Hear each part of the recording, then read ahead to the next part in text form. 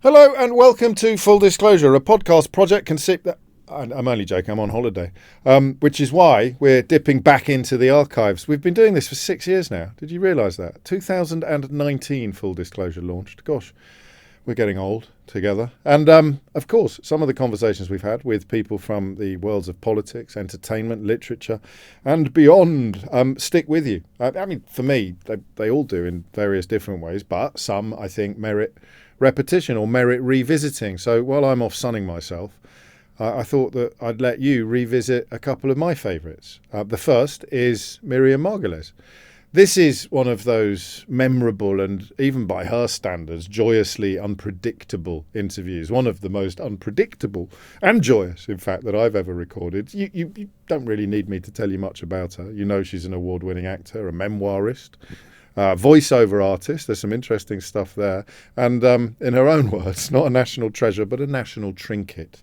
Above all, though, she is someone who doesn't seem to even acknowledge the capacity to self-edit. And why should she? I mean, it's part of what makes her so wonderful.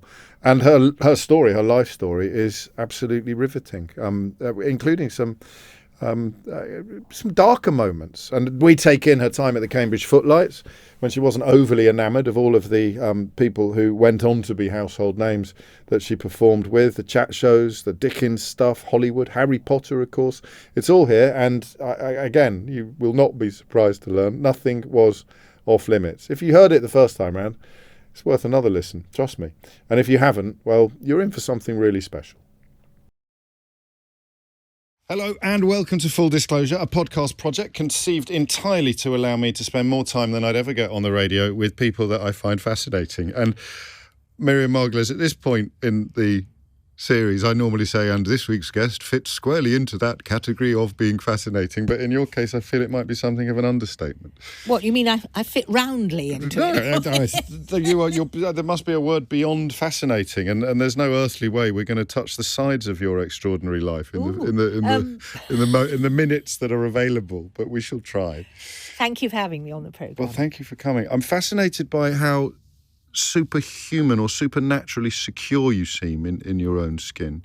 And I presume, reading your book, This Much Is True, your memoir, astonishingly well-received memoir, although that wasn't always the case, it must have a lot to do with how much love you were enveloped with as a baby and a child. I think it's everything. The love was everything, the confidence. Because you start out, in a sense, a level playing field with everybody else. But I had so much on my side. Mummy and Daddy, the army. You know, it was just... I felt confident. And even though when I went to meet boys and was growing up and not very successful at growing up, I still knew who I was. I knew who I was. I just didn't think that anybody else would want me. There's a solidity of unconditional love that not everybody gets to experience, but which, I mean, defines your early years, and your early years define your later years. I was very, very lucky. Did you know that at the time? I mean, did you feel... I mean, because the thing about childhood is it's the only one you ever know, isn't it? You don't get to compare your childhood to other people's. Well, that's the difficult thing. You don't think you're unlike anyone else, but then you don't think you're like anybody else. I think I knew that I was going to find life interesting but difficult. Okay. Because my parents spent a lot of time explaining about being Jewish. Right. And that was a very important part of growing up. I was different. I was the other. I didn't go to hymn practice. And that gets into you. So you know that you don't belong. And I still feel in some ways I don't belong. But I've made a little hole for myself that's my hole. And it works. Conscious of family history as well, which is, I mean, as with a lot of Ashkenazi Jewish families, it's an incredibly checkered journey, isn't it? You know that people wanted you dead because you were a Jew, and you never really get over that. And I'm hypersensitive to antisemitism, and I think that British people don't like Jews on the whole. No. We're just not liked. You've got into trouble for saying that, and I know you were confused as to why. I mean, as if stating the reality of anti-Semitism is in any way controversial. it's been difficult because of the war, because for a long time after the war, it wasn't supposed to happen. But it was there. It was always there. When did you first encounter it personally? Can you remember? Well, at school, of course, when they said, you killed Christ. Yes. And I said, no, I didn't. I wasn't even there. But kids had been told that, so they voiced it. And then afterwards, I remember in Heidelberg, when I was on tour with the experimental theatre group, there was a kind of uneasy, a few remarks came my way, and I thought, oh, okay, that's what it is. And actually, when I was little and we were picnicking in someone's field, and the farmer said to my father, why don't you people go back where you came from? And we quickly packed up the rug and the eggs and got in the car, and they were quite quiet. He didn't mean Glasgow. No, he didn't mean Glasgow. Which is where your dad grew up, and very nearly didn't. There's an astonishing story you tell about his papers arriving for the First World War. I noticed when I was reading up on you that he was born in 1899, which I don't know why. Born in the same, century as Dickens did all his great work. Yes. Who, of course, that's mad, isn't it? It is. Running out of people whose parents were born in the 19th century. Daddy was a Victorian. Yes. And he was very Victorian in his ways. And he was very Scottish too. He used to say, I'll have a dram. When Sabbath came out, after the stars came out, he said, I'll have a dram. And, he felt Scottish. But I think of, perhaps wrongly, I think of a Scottish Victorian. I'm thinking of, obviously, despite the Jewishness, I'm thinking of a sort of Presbyterian approach to life. And yet, in terms of emotional literacy and the love that we've already talked about, there was nothing Victorian at all about your... Well, there was about Daddy. Mummy was So Mummy's the one different. who enveloped you. Yes, because Mummy was the emotion. Right. Okay. Daddy was frightened of emotion and didn't really show it very much, but Mummy was all emotion, and she wanted to be an actress, and you couldn't if you were a nice Jewish girl. So she threw all her vicarious longing into me. And you were in Oxford when you were born. The family had moved down. Your dad was working as a doctor. Yes, he was a GP, and he just upped and opened a surgery, first on the Cowley Road and then in St Clement's, and he was just a single-handed practitioner, working hard and loving medicine. And he was a good old school doctor. Right. The old school. Yes. Not now when they just look at the computer and tap out a prescription. That wasn't his way. What about school? Let's start with school. So home would have been, as we've established, a very happy and warm place. So was there and your mum was incredibly protective because she was frightened of giving birth. Yes, well, they were married 11 years before I was born. Gosh. So it was only the air raid that allowed Congress. Yes. And along came you. And I came along, and in fact, Mummy tried to have an abortion. Some people would say that she did. Don't be silly. But she really wanted to have an abortion, but of course it was illegal then. So she was a nice woman and didn't do that. Because she was terrified of the process of pregnancy. No coat hangers for Mummy. Oh dear. And so when you came along, this level of protectiveness was off the scale. How did it respond to school when you had to go to school? You didn't go away to school, but you...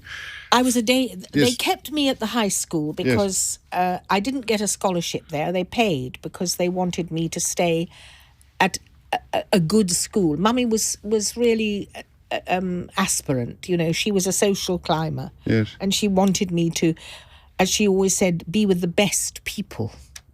I'm never quite sure who they are. No, nor am I. But my mum's the same. I got sent away to public school for exactly the same reason, and they weren't necessarily the best people. Exactly.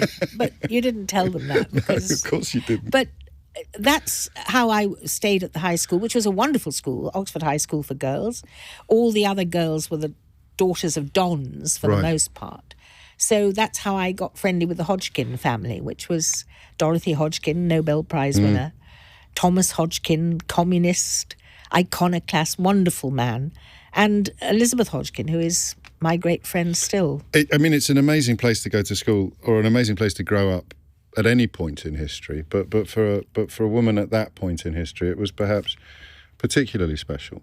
Yes, I think it was. I mean, I love the Oxford of my youth. I'm not sure that I like the Oxford now. I understand that.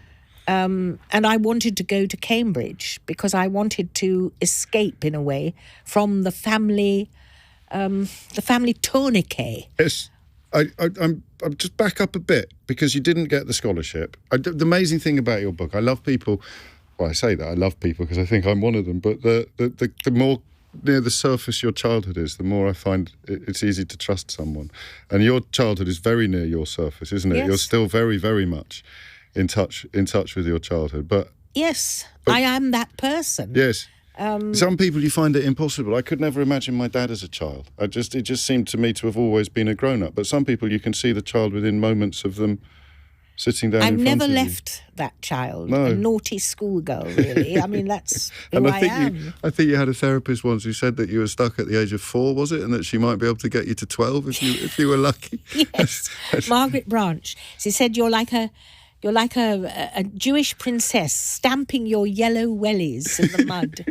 Well, we're jumping all over the place, so let's carry on, and then I'll try and impose some rough chronology. Because if we've got this supernatural sense of security, why on earth would you need to see a therapist or want to see a therapist? Oh, well, that was because in later life I just went to pieces. I had an affair with somebody, having got a wonderful, stable relationship, which amazingly I still have. After 54 years. And I was seduced by a very, a rather remarkable American lady professor. I'm an intellectual snob, you know. I'll only, I haven't to say the word. You're allowed to. It's a podcast. I know you keep getting into trouble, but it's fun. You do it on live breakfast television. You don't do it on a pre-recorded podcast with an editor in the next room who can cut it all out anyway. You can say whatever you want, Miriam. My explanation is that I will only fuck someone with a degree. Yes. You know, someone clever. It's not the piece of paper, is it? It's what's beneath the bonnet of qualification is between what attracts you. The ears is what counts, exactly not that. Between the legs. So you were trying to work out why you'd acted in a slightly self-destructive fashion, and therapy can often provide answers to those questions. She put me together, and she put Heather and me together. And your relationship with Heather survived, which was the crucial and most important thing. For me, the most important thing, yes. As we've already established in this conversation, but as the book makes absolutely clear, nothing is off limits with you, is it? Absolutely not. It is all out there. Were you always like that? Were you like that at school? I was. Gosh, that must have been challenging. Like that. Not for you, for everybody else. I think it was. I don't know how to keep stum. I don't know how to button up. I just am incapable of just stopping and pulling myself up. I just don't do it. Did you ever try? Well, I think I have tried, but I failed. Is this because Mummy thought everything you did was absolutely wonderful, so you never had that kind of what's the word I'm looking for, that kind of self-consciousness? I don't think I can blame Mummy for that. It's not blame, it's not a negative, it's a positive. I'm just trying to unpick it a bit. I think it's my decision is that I feel stronger if I'm open. Right. If I close up, I feel vulnerable. See, I think Stephen Fry suggested that that's because you want to get your retaliation in first for fear of attack. I don't know you. This is the first time we've met, and Stephen Fry does know you. But that didn't seem to me to be fair reading the book, given that this openness, this absolutely nothing is off limits, was established long before adolescent insecurities might have kicked in or your role in the world might have become confusing to you. You've always been like this. I've always been like this because I want a reaction. Right. And it's such fun to see people being shocked or even horrified. I get a kick out of it. And that's very adolescent, but it's still true. But it's normally done when you're in character. Most actors who enjoy that thrill, you've described it, I think, in some contexts as the tightening of the anus, that moment of excitement. You're supposed to get it when you're in character. You're not supposed to do it when you're not in character. And it's hard to see the line between the two sometimes with you, I think. I don't know how to respond to that. I don't know, because what you're actually doing is slightly deconstructing me, and I don't know how to respond. Not in a nasty way, not in a deconstructionist way, but just trying to explain why I behave so badly. I honestly don't know. What you're saying is, I'm just me. Let's not overthink it. It is. So when did you realise you were clever? Because you mentioned you didn't get the scholarship. Which is interesting. I'm not clever.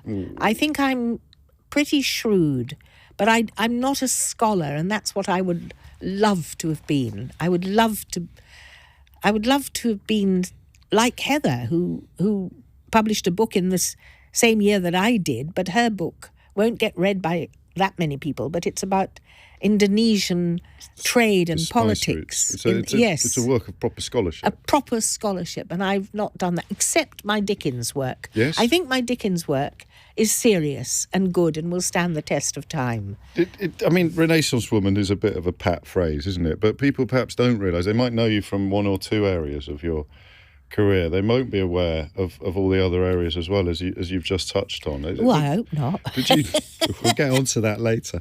Did you set out, again we're jumping forward, but did you set out to just inhale work, to do as much as you could, or was it just a case of taking whatever jobs came along? I took whatever came along. And you just happened to end up with this amazing palette of experience and professional work. Yes.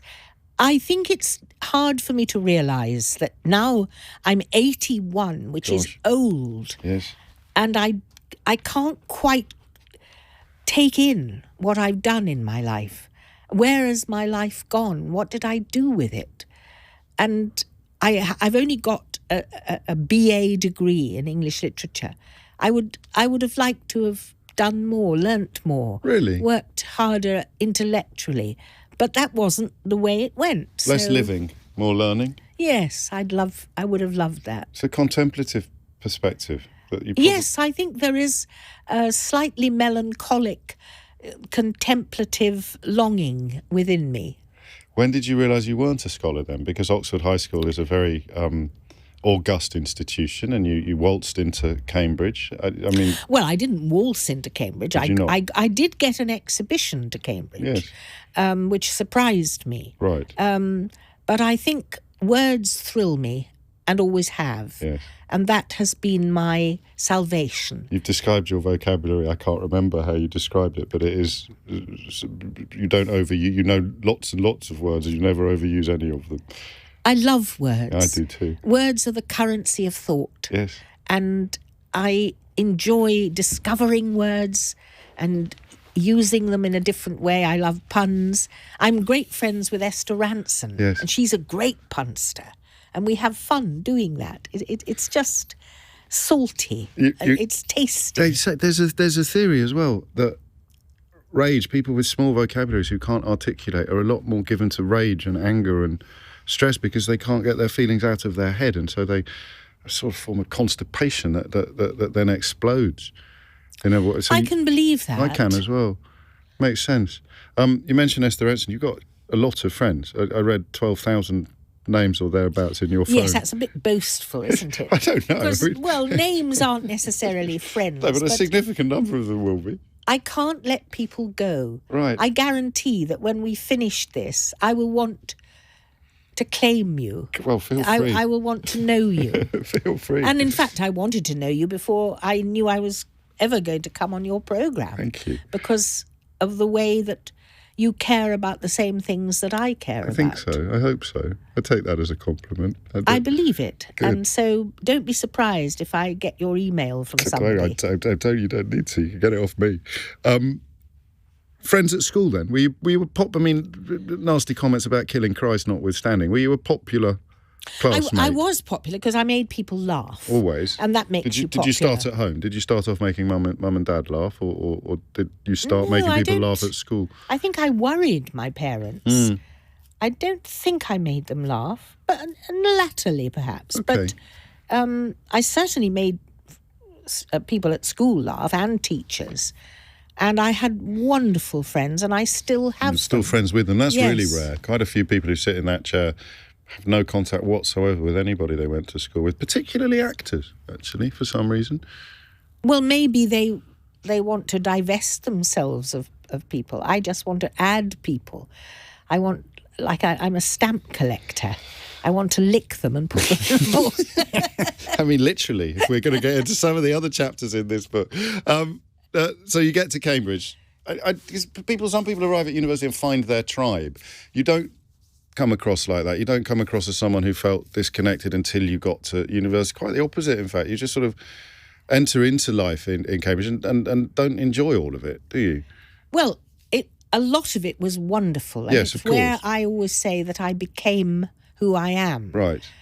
And I loved it. I loved my college, Newnham College. I loved my tutors. In fact, I was in love with my moral tutor, Leslie Cook, who died a long time ago. She knew I loved her. I used to bring bags of fudge and knock at her door at midnight if I saw her light was on. And she was very nice. She'd invite me in and I'd sit on the floor and we'd talk about life. And I did say to her, I love you. And she just looked rather embarrassed and said, yes, well, that's very nice. Did you fall in love with anyone else at Cambridge? No, I didn't. I had a boyfriend. In fact, he's still my friend. The lovely thing is that David, who was the chap, he was the lighting man at the Amateur Dramatic Club at Cambridge, the ADC, reading engineering, and he and Heather both ended up in Amsterdam, and they bought a house together, and he's still in my life. Gosh. And I love him still, not groinily, no. but. Of course. Emotionally. Heartily. Heartily, yes. So we've had the first glimpse of the stage then. Did you not act at school? Did you do acting at school? Oh, I did act at school. Yes, I thought so. Yes. I've seen some of And the I pictures. was good. I should mention the book's got an astonishing collection of photographs in it as well, hasn't it? Oh, I love the photos. Clearly you do. And it keeps you in touch with that child and that proper memories, as if it were yesterday, some of those captions in particular.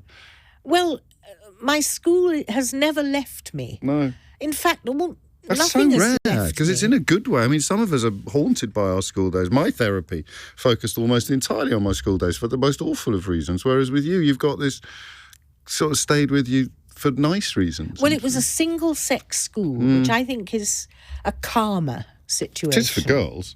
Yes. Not for boys. Maybe not. No, definitely not. It's bloody awful for boys. I suppose. Well, men are still almost a closed shop to me. I don't really. No, I was just saying to Charlotte earlier that I wonder what men talk about. Because girls have great conversations. About all sorts of things. Yes, and about their inner lives and their longings. I don't know if men have longings that they talk about. I think we're getting better, but we certainly wouldn't have done 30 in years those ago. days. No, I mean, not back Darling, in it's 60 years ago. Yes, gosh.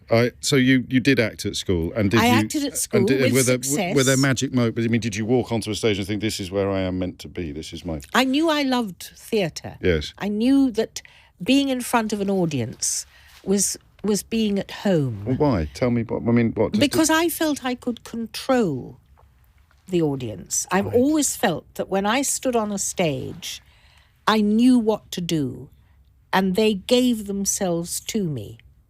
The audience is very generous. They say, here we are, and we're watching. And it's wonderful. It's a joy. It's a meal. And you could feel that even as a young yes, girl. I didn't voice it in those terms, Of course. but I knew that I felt a great peace when I went on stage. And I was always nervous, and I'm still more nervous now than I used to be. But I know when I'm there, I know what to do. And I know that they are looking at me, and it's good. I like being looked at. And I suppose you bring something similar to your sort of latter turns on chat shows and things. When you have the audience, you take it away from people who are sometimes better known than you are at the beginning of the interview, but not at the end of it. And you have the audience eating out of your hand. You're exercising a similar spell. I suppose so. I mean, it's as if chat shows were made for me. Yes. I never thought about going on a chat show. I mean, it wasn't anything I really wanted to do. But it's fun.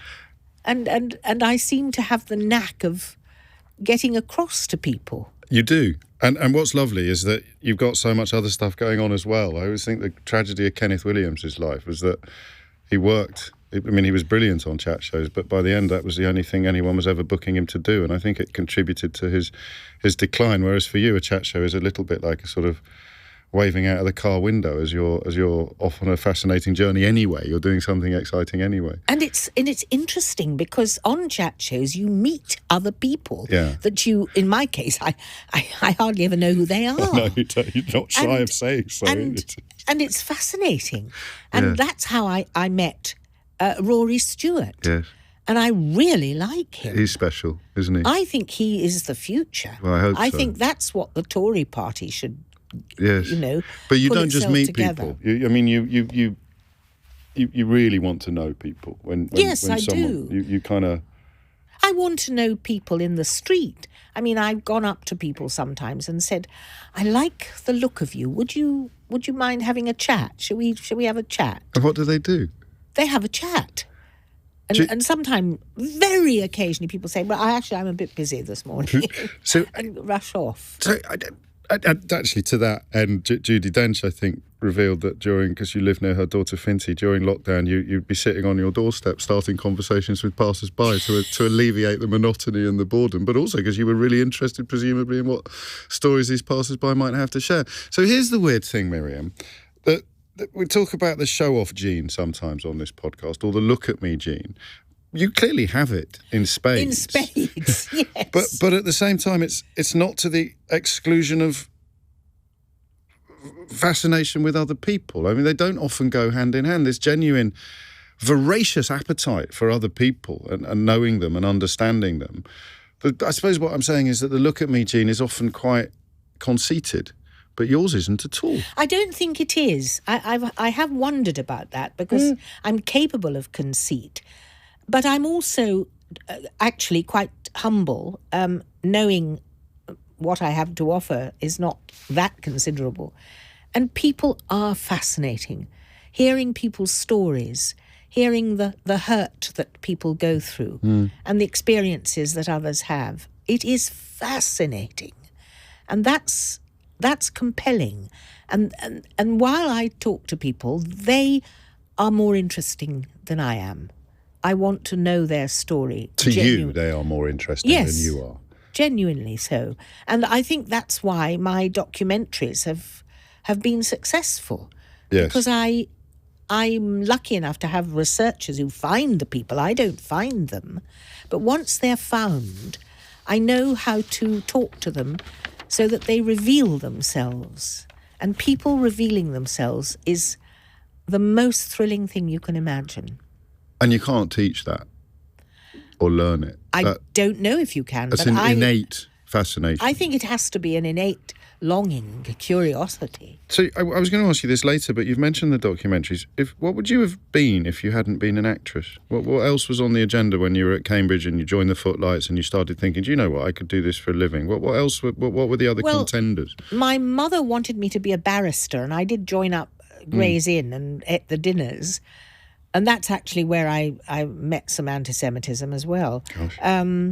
But that wasn't ever going to be for me. I'm just not It's legal. It's a trident often, again, for people who've been on this series, that acting, law, journalism or politics, that's four prongs, actually. But I could have seen you as a journalist or a writer. I could have been a journalist, I think. I thought I would have been a probation officer because I like helping people and doing good. And I love crims. Do you? I can't help being fascinated by those beyond the law, outside the law. And by redemption or just literally by criminality? Well, by criminality, I think. I want to understand. Why do you do that?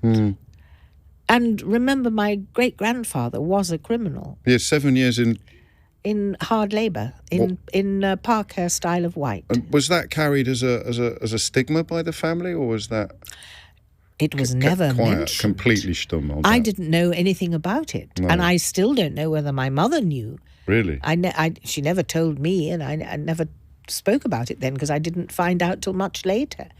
But it was a shameful thing in those days. Of course. And I mean, this is 1877 he was sent down. It's incredible, isn't it? It is. But I wondered if... I've always felt on the side of the underdog, you Simeon see. Sandman. No. Sigismund was my grandfather. Yes. Simon Sandman. Back to Cambridge. Joined the Footlights. That wasn't a success. Well, it was. For want of a professionally, in terms of performances, it was a success. But it got me into radio because John Bridges, who was a radio producer at the BBC, came down and saw me in Double Take in 1962. When I left the following year, I wrote to him and asked him to get me an audition if he could, and he got me an audition. And I joined the BBC Drama Repertory Company in 1965. And that was the launch, as it were. That was the launch. So at Cambridge, you decided, I'm going to have a crack at this. I can do this for a living. This is me. This is what I want to do. Well, I knew I wanted to act. Before even. Not at school. I thought I would be a doctor at school because Daddy was a doctor. And how did they respond when you came? Because, it's not really many parents' dreams, particularly for a daughter to come home and say, I'm going on the stage. Mrs. Worthington. Well, it was Mummy's dream. It still was. She wanted me because that's what she had wanted. Okay, yes, and she was gifted. She was in the finals of the Golden Voice competition of 1936, which was the Britain's Got Talent of the day. Incredible, isn't it? Daddy was very disturbed. Right. He was a sober, sombre man, and he didn't approve at all. And I like telling this, that when I started in the business, he would say, what is your income? And I would tell him what my income was. He'd say, oh dear. But later, when I got to make money, he'd say, and what is your income now? And I said, whatever it was. He said, oh, really? That's where it comes from then, because people have commented on your fascination with finances. Quite a childlike glee or utterly indiscreet, but talking about what you earn and where you get money from, you drop into conversation how much you get paid for appearing on the Graham Norton show and just little, and then big paychecks like you got with Harry Potter. It's a very un-English approach to money, isn't it? I suppose it is, but I'm a trade union member of Equity, and it's in the workers' interests to have information. And so I've always talked about my income with my colleagues because they should know what you earn, because it helps them to quantify what they should get. Of course, yeah. And I think, I love money. I think it's great. I just want everyone to have it. Yes. So... I don't think it's something that you shouldn't talk about. That's very English. The things that matter, I agree. Money, sex, religion and politics, and you're not supposed to talk about any of those. But you would be happy talking about nothing else, wouldn't you? Forever, Absolutely. Really. Of those four subjects. Yes. And again, it's this curious dichotomy between being famous for performing for playing other people, and yet having such I would say a huge personality. That sounds like something dreadful but having such a complete sense of self and sense of what's important, and really wanting to dig into the weeds of existence. I have a warm personality, yes, I think. Yes. When I look at you and when I look at other people, I don't frighten them and I don't overawe them. I hope that I cuddle them. Yes. My look is an embrace to say, I'm here and you're here, and how lovely that is. And I think that's why people are not don't clam up when I'm around. They want to share their lives because I want to hear it. Yes. I want to hear your life. It should be the other way round. I was just thinking that. you should be interviewing me. I would love or to know else. what made you. Yes. Just as you want to know. Well, that's what why made I me do me. this project. It's exactly the same appetite. Well, let's carry on trying to find out what made you. So briefly. People were horrible to you at Cambridge, including famous people. Only the Footlights boys. Everybody else was adorable. And some of these Footlights boys went on to be the most famous performers of their generation. Deservedly so. Right. And still are horrid. Yes. So, people are what they are. They saw me as a pushy little yid. You really think so? Yes, I do. And also, I was good. Right. And they didn't like that. No. How did you know you were good? Because I got the laughs and I got the notices.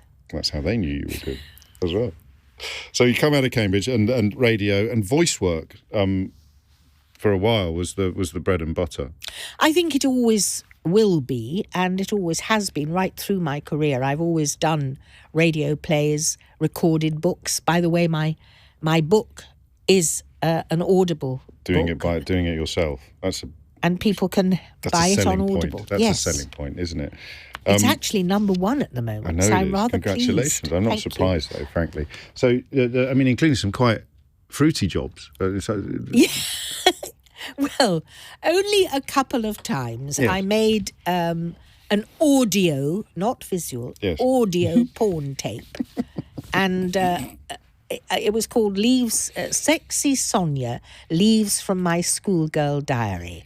And it was just an account of various moments of tumescence that I observed as a schoolgirl. And how would people have? What would I have done? Bought an LP or a tape or something? How was it?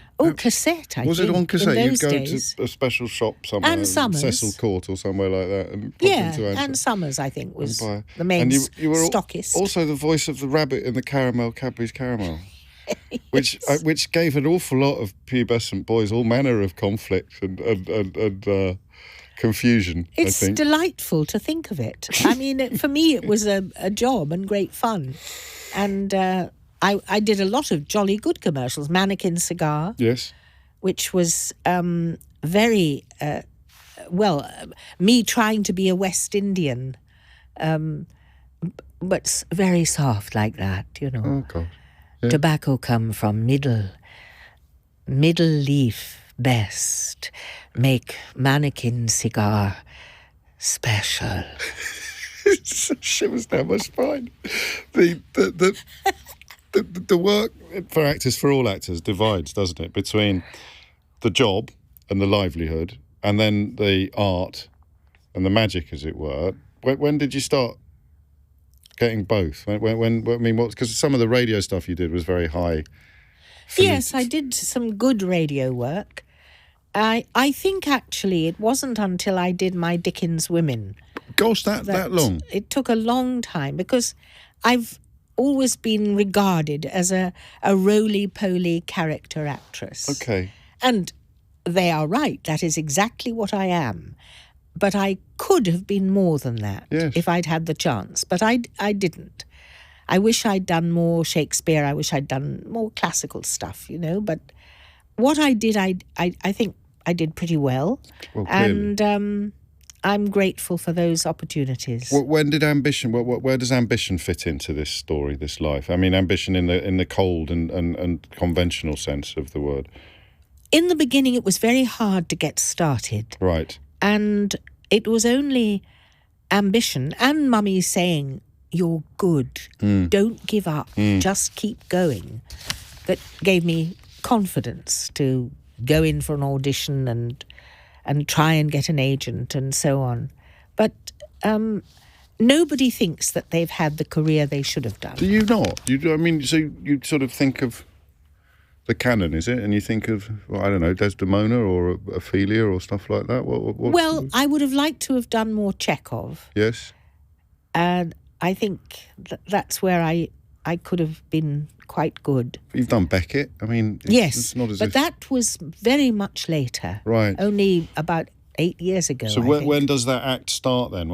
So it's with the Dickens stuff. Yes, I think after I did my Dickens play, which so it's I 89, wrote, 89, 90. It started in 86. Okay. 86. Sonia Fraser and I took it down to Frank Dunlop at the Edinburgh Festival, and he commissioned it. Right. We pitched it to him. And after that, people thought, oh, she's quite good, actually. Because I did 23 different characters. And I told the story of Dickens' life, going in and out of the narrative into different characters. And I was protean. I changed. Right. And I think that's magic in theatre, when people transform in front of you. I always remember the first night in Edinburgh when the curtain dropped. Well, there was no curtain. It was a medical theatre. And the lights went out and there was complete silence. And I had no idea if it was a good silence or a bad one. And then the cheering started and the lights came up, and that was unforgettable. Of course. Because it was not just, I mean, it was everything of you. It was the brain and the Yes, bones. It was absolutely a fulcrum for all the things that I believed in and wanted to do. I had managed to pull it off in one piece through Sonia directing me so brilliantly and writing it with me. And that moment is one I treasure. Yes. And remember fondly, often. And it becomes a huge pivot then professionally. Yes. It is, I mean, is that partly because of how other people came to see you differently, but not everybody would have seen that show, but partly because of how you came to see yourself? Yes. A new gear of self-belief, perhaps. Yes, I thought I was worth it. Right. And you hadn't previously.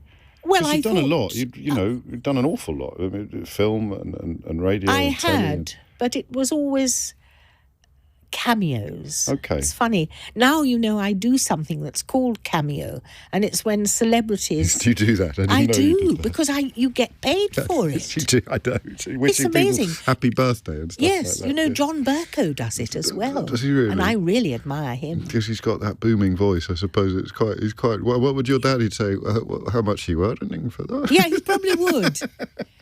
He probably would, but I get a buzz out of it. It's fun. Do. I'm sure your clients are delighted. You get 5-star reviews coming out of your ears. I do. I'm glad to say. So I like this pivotal point. So prior to that, you'd done around the same time. Actually, you again, it's not a cameo. It's more than a cameo. But you did Flora Finching in Little Dorrit, didn't you? But I won the LA Critics Circle Award for that. Yes. And that's what took me to America. Right. Having the confidence of an award, because lots of people go to America on spec. Yes. But if you've got an award in your pocket, you propel yourself just that bit above the hoi polloi. But as we just started talking about, ambition isn't something that word doesn't seem to fit you, and yet you wanted to do better work. Is that what we're talking about here? Or yes, I did want to do, and I still want to. I'm still hopeful, but I'm to some extent satisfied. I think if I died tomorrow, I would say, well, I'm sorry I didn't do more Shakespeare, but I did all right. Yeah, except that we're looking at doing the Scorsese, doing the Baz Luhrmann, doing the Harry Potters, doing the... I mean, an astonishing... People, I think, would be surprised. And then the stage stuff, doing Wicked. People would be surprised to hear you say that, I think, don't you? Well, I mean, I can't speak for people if they're surprised. I honestly believe there isn't an actress alive who doesn't feel that they should have had a better career. Even Judi Dench probably thinks there were things that she didn't do that she would have liked to have done. It's what gets you out of bed in the morning, I suppose, isn't it? Yes. So tell me about arriving in Los Angeles, arriving in America. Well, that was a big piece of fun. I mean, I said to Menachem Golan, who was the... that was the first time I went. When I went from the Critics Circle, he was the producer of Little Dorrit, which is what I won it for. Yes. And I said to him, I want you to pay for my hotel in New York 3 nights. I will pay everything else, but I want 3 nights in the best hotel in New York. And he did do it. Gosh. He did give me that. I went over economy, of course. And Pat Hodge advised me on my wardrobe because she's such a good friend, and since the Girls of Slender Means. Yes. And she's good on wardrobe. And so I kitted myself out, and I got to the Plaza Hotel. That's where I was put. I got myself a publicist, and she got me on the equivalent of This Morning. I can't remember what it was called, the morning show on CBS with Katie Couric. That's right. And she interviewed me, and Johnny Carson happened to see it, and he thought, oh, she's quite interesting. And so they flew me down to LA, and that's how I got an agent, and how I got Norman Lear, and how I got something like $250,000 a year just to be there. Incredible. It was amazing. What are you doing inside at this point? Are you? Is it like being in a safari park, or is it like being in I was laughing. Yes, that's what I mean. Laughing. It's just hilarious.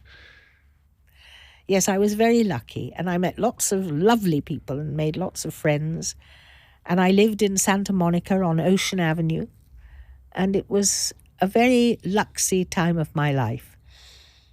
And then, I mean, then there's some massive films a few years later as well, isn't there? You did Yes. The Age of Innocence, most obviously, perhaps. That was a wonderful experience. It got you a BAFTA. Should probably have got you an Oscar, shouldn't it? Well, I think I should have been nominated, but that little twit, Winona Ryder, she managed to oust it from me. I'm not fond of her. You're not. Why do you do that, do you think? Well, because there's a long list of people that you've gone on the record as. You don't have to. It doesn't. You just feel the No, need. but I mean, I say whom I love as well. You do. That's very true. I don't just hate people, and I don't hate her, but she got in my way. Yes. And in a very unfair way, because she wrote to every single member of the Hollywood Press Association. Is that right? And lobbied. She lobbied. But people do that in Hollywood. I didn't know that. They do that. I wasn't going to do that, but she did it, and she got the nomination. And then I think did she get the Oscar? I think she might have done. And Romeo and Juliet, you've also had slightly unkind things to say about Leonardo DiCaprio. No, not unkind. Well, no, okay, sorry. Well, he would think they were unkind. Oh, well, I hope he wouldn't. No? Look, he was smelly. Yes. It's not, well, but he's not smelly now. Are you sure he might be I smelly? am sure, because I met him. In that era, he looked a bit Well, smelly. he was. Yes. He just didn't bother to wash. Eesh. And when you're in Mexico, it's hot. No. So, When did you start getting recognised in the street then? By, if you forgive the term, by normal people as opposed to by theatrical types or... I think it was after Harry Potter, probably. Was it that? Was it really that? Not after Romeo and Juliet even? When you're... No, I don't think it was after Romeo and Juliet. But after Harry Potter? Yes. What was that like?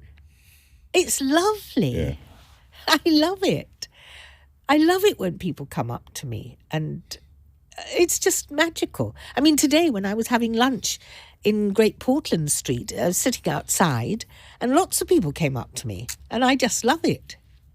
Ask Professor for photographs. Sprout. Yes, Professor Sprout. So that's another pivot then. So we've got the Dickens stuff. So Act 1 up until of the career, Act 1 up until the Dickens show, Act 2 up until Harry Potter, and then Act 3 when you have this lovely pick and mix career, really. Where yes, people ring you up and say, "Do you want to come and do the Real Marigold Hotel with some lovely people and some right arses?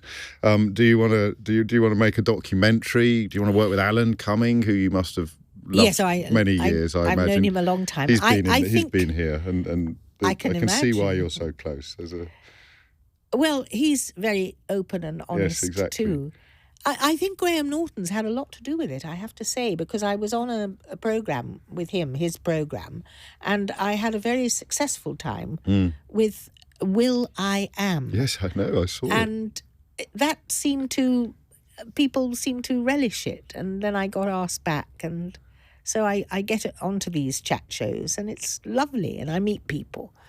So there's a chicken and egg thing going on there. Without Professor Sprout, you probably wouldn't have been famous enough to get onto the chat shows. Oh, absolutely. And then of course the chat show personality develops its own momentum and draws new offers and new things to do. Do you say no? Do you say no to a lot now? Do you say? Oh yes, I do. When did you start saying no to a lot of stuff? Post Potter? Yes, probably post Potter. Yes, there are some things I So how do you choose then? How do you decide what's? Well, I talked to Lindy King, my agent at United Agents, and Olivia Homan and Gabriella Cap. I mean, there's so many people in the agency, I forget who they are sometimes. But yes, I discuss it. But some things I don't really want to do. I won't do quiz shows, and I won't do trivial things. I don't want to dwindle into triviality. We've skipped over so much, and some of it's still voice work, like Mrs. Plithiver in Legend of the Guardians, but also doing the the aunts in James and the Giant Peach with Joanna Lumley. I mean, That was fun. Yes, you could tell that was fun. I mean, how could it not be fun? But the criteria through which you choose the work you want to do, we'll leave out the trivial stuff and the quiz shows, but if you've got 3 or 4 decent parts, all of which have a decent call upon your time and attention, how then do you decide which one? Well, it's about the script, the people in it, and the location. I'll do substandard work if I can travel. Okay, is that why you did the Real Marigold show? Well, I for the travel. I mean, I did it for the travel. Yes, because okay. I didn't know who the other people were going to be. Did you know who they were when you were told who they were? I wasn't told, really. I just sort of, we turned so you up just at work it out. That's why it's quite good telly, really, isn't it? Yes. Because you feel like an eavesdropper a lot of the time. Well, I didn't know that Bobby George was going to become an important friend. Because I'd never heard of him. He's a lovely man. It's a lovely relationship that wonderful. develops in that. He wears his heart on his sleeve. He's a you can't see it great because of man. all the tattoos, but he would if you could wear his heart on his He's sleeve. a really special man. Yeah, that yes. comes across. And that's, again, you collecting people, isn't it? And being open to the relationship. Well, you couldn't not fall in love with Bobby. I think everybody did. And it was a wonderful experience, that. And I travelled, and among the people that I travelled with was Stanley Johnson, because we went to St. Petersburg. Who you didn't warm to quite as much. Not at all. No, the apple hasn't fallen far from the tree there, I don't think, has it? Could you have done politics? You're very political. I mean, and we've glossed over the experimental theatre that you did. Would that be with Joan Littlewood or? No, I wasn't sort of functioning at that time when she was. But very much in that tradition. I did Gay Sweatshop. Yes, of course. But no, I should have done more experimental theatre, actually. That was a gap. I wish I'd done more with Théâtre de Complicité, because they were wonderful. That was a great company. Simon McBurney, who directed me in the Beckett. Yes. That was a great experience. But that is, I mean, I mentioned that earlier. I hadn't realised it was so recent. That's 2009, isn't it? Endgame at the Duchess Theatre. Yes, correct. So, again, something that is born of your newfound celebrity in a way, and that someone has calculated you will sell West End tickets, even to something quite, in Beckett can be quite impenetrable. I don't know if they thought about whether I'd sell it, because they hadn't Mark Rylance. Yes. They didn't need anybody else. Well, he's quite you've worked with wonderful everyone, Miriam, haven't you? Yes, I've worked with literally everybody. Is there anyone on your list, if you had a list, if you had a bingo sheet of like the biggest names or the best names in the business, not the biggest, is there anyone you haven't actually worked I didn't work with Ralph Richardson or John Gielgud, and I admired them both so much, and I would love to have worked with them. But I worked with many other great people. So if I'd met you at any other point in your life and I'd said, let's say, what are your ambitions? Keep coming back to the ambition. But what would you have said? At one point, I just want to make a living, right? Yeah. Just want to earn a crust. And then I want to be at the RSC and the National, and I never have been. Why not? I think I wasn't considered good enough. And then when I was considered good enough, I was never available. Okay. So circumstance as much as anything else. Yes, circumstance. It's a funny one, that, isn't it? Yes, I'm sad, but I did work with Peter Hall several times, and that was a great joy. He was a wonderful director. And I remember when I auditioned for him for Orpheus Descent, he said, "Why haven't I met you before?" And I thought, because of these sodding casting directors. Getting through those gates, the gatekeepers, and big musicals as well. I mean, it's I know, well, that's ridiculous. Yes. I mean, I can't sing. I look as if I can sing, but I can't. And it is absurd that I started with Fiddler on the Roof, and I did Canterbury Tales, and I did Wicked. But on Broadway as well. On Broadway. What was that like? I mean, that's magic. That was thrilling. Again, you were ticking all these boxes. If the Cambridge Footlights, the young woman being bullied a bit or a lot at Cambridge Footlights, if you'd handed her this list now, albeit that I understand what you say about all actresses thinking that they would have liked to do more and thinking about the path not taken. If I'd handed young Miriam a list now, this thing I've got in front of me, which has got most of your work on it, but probably not all of it, what would she have said? Blimey. She wouldn't have believed you, would she? No, she wouldn't. It's been a rollicking ride and thrilling, and I'm very grateful. And it's not over yet. No, well, we'll just get on to that now because we're nearly out of time. We haven't mentioned Blackadder. We haven't mentioned all the sort of TV turns and comedy. Well, I should mention The Girls of Slender Means because, believe it or not, every so often we have a reunion. Do you really? And we're having one at the end of this month. You don't do the photograph again, do you? Not the nudie bit. But Moira Armstrong is still alive. She's 92. Gosh. And Pat Hodge and Jane Cousins and Rosalind Shanks and who else? Judith Paris is still there. And I've asked Jack Shepherd to join us because he was in it too. Done quite a bit with him. You did a big stage thing with him as well, didn't you? That was the nasty one. That was a horror. Yes. The White Devil at the Old Vic. That's dark, right? That was a low point in my life. Because you didn't get on with one of your other co-stars or because things were bad off stage? It was a shocking production. Yeah. I mean, the thing is that Mike Lindsay Hogg, who directed it, is a darling. Right. He's an adorable man. He hadn't got a clue what to do with The White Devil. It's a difficult play. Yeah. And Glenda Jackson was in charge. And, she's a bit of a prima donna. Yes. She knows what she wants and she sets out to get it. And she was terrible in it. And so was I, and so was everybody else. But do you know in rehearsal, or do you not know? Like you said about the Dickens show, it goes silent at the end, and you must have an inkling that this is pretty good or pretty special, but you don't know for sure until the house erupts. Do you know when you're working on a stinker? Do you know? I knew it wasn't bad. I knew it could be wonderful. Yeah. But The White Devil was shite. It really was. And do you know that from pretty early on? Well, I think we did. You're contractually obliged to see it through to the end, but you know it's hiding to nothing. Yes. It's a funny old business, isn't it, really? Well, it is, and it was hard, and there was wonderful people in it. Yes, clearly. Like Patrick McGee. No, on paper it should have been a smash hit, shouldn't it? And Jack, Jonathan Pryce. I mean, James Villas, I adored him, but he was terrible. I mean, we were all shocking. It was nightmare. No, not many actors would say that even now, would they? I mean, would any of them? Well, do you think? I don't think Glenda Jackson would she? I don't know what she rubbish. thought. I know I called her a cow and she called me an amateur, and I think she won. Oh dear. So if we said what else then? I mean, what else? I mean, there's more, isn't there? Like you say, they're not done yet. Do you just actually wait to see what comes through the letterbox, have a look at it, decide whether or not you want to do it, or do you, as you did with the Dickens show, you're not going to make your own destiny anymore, are you?